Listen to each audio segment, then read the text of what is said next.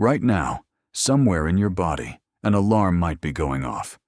Not the kind you can hear, not the kind with flashing lights. It feels like sadness. It feels like isolation. But what if it isn't an emotion at all? What if it's a warning system, thousands of generations old, built for a world that no longer exists? You call it loneliness. Your ancestors would have called it something else entirely. They would have called it a matter of life and death. Think about the last time you felt truly alone. Maybe you were scrolling through your phone at midnight. Maybe you were sitting in a crowded room and still felt invisible. Your chest tightened. Your thoughts turned inward and restless. You told yourself it was just a bad mood. It wasn't. For most of human history, being alone did not mean a quiet evening. It meant something was seriously wrong. A human without a group was a human without protection, without food sharing, without eyes watching for predators while they slept. Isolation was not an inconvenience. It was a countdown. So your body built an alarm for it.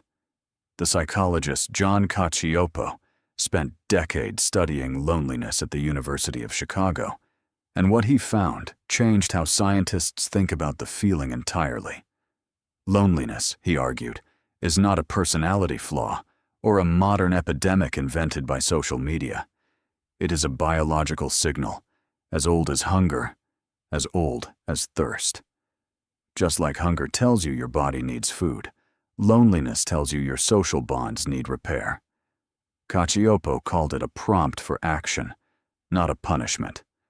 Your ancestors who felt nothing when isolated simply didn't survive long enough to pass that indifference on. You are, in a very real sense, descended from the ones who couldn't stand being alone. But here is where it gets stranger. Loneliness doesn't just live in your thoughts. It lives in your body's oldest alarm circuits, the same ones built for physical danger. The neuroscientist Naomi Eisenberger ran an experiment at UCLA that still unsettles people when they hear about it. She had participants play a simple ball-tossing game inside a brain scanner, believing they were playing with two other real people online. At some point, the other players stopped throwing the ball to them. Nothing physical happened. No pain. No threat. Just exclusion. Their brains lit up anyway. The same regions that activate when you stub your toe or burn your hand. The anterior cingulate cortex, a region tied to physical pain, fired in response to something that never touched their skin. Why would rejection hurt like an injury? Because to your body, it practically is one. Somewhere in deep evolutionary time, the wiring for physical pain got repurposed to also flag social pain.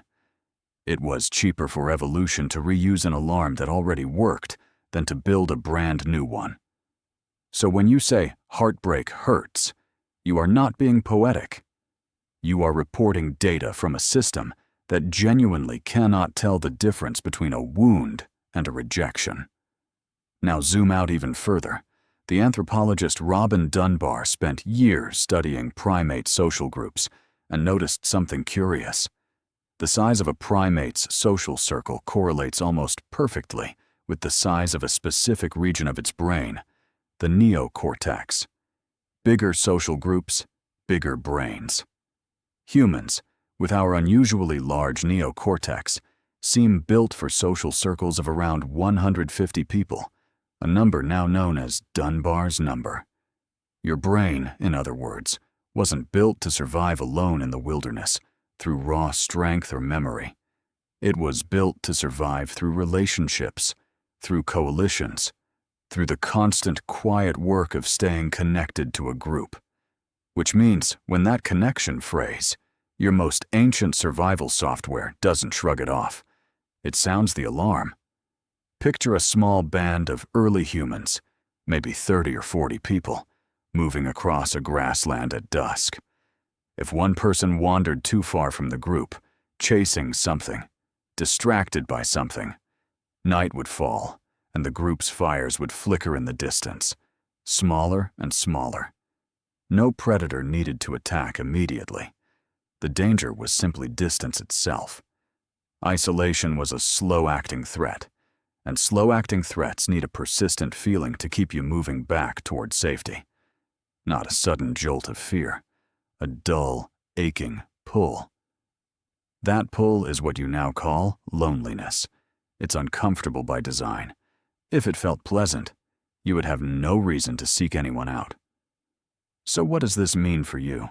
Scrolling through a feed of hundreds of people you technically know? Here's the twist. Your ancient alarm system was calibrated for real, physical, reciprocal contact. Shared meals. Shared labor. Eye contact held long enough to matter. It was not calibrated for hundreds of digital acquaintances who never actually see you struggle or celebrate. You can be connected to 1,000 people and still trigger the same ancient alarm your ancestors felt, wandering alone across a grassland at dusk. The alarm doesn't know the difference between a truly empty landscape and a room full of strangers who never really look at you. That's why you can feel lonelier in a crowd than you do sitting quietly by yourself. Quantity was never the variable your body was measuring. Depth was. Researchers have found that loneliness doesn't just feel bad. It behaves like a chronic stressor, quietly elevating markers of inflammation in the body over time, similar to what happens under prolonged physical threat. Your alarm system, built to get you moving back toward your tribe, wasn't built to stay switched on for years at a time.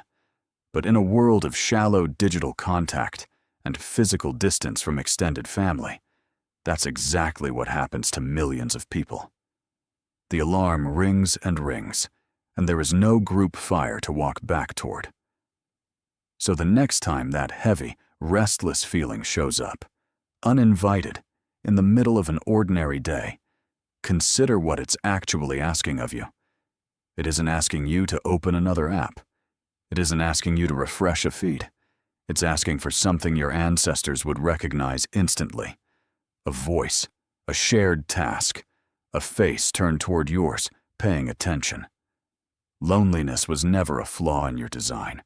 It was one of the most important alarms your ancestors ever built, tuned over hundreds of thousands of years to a single, simple message.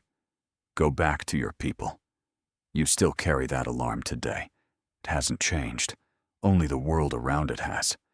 So right now, somewhere in your body, that alarm might still be going off. Not because something is wrong with you, because something, deep in your evolutionary wiring, is trying to keep you alive.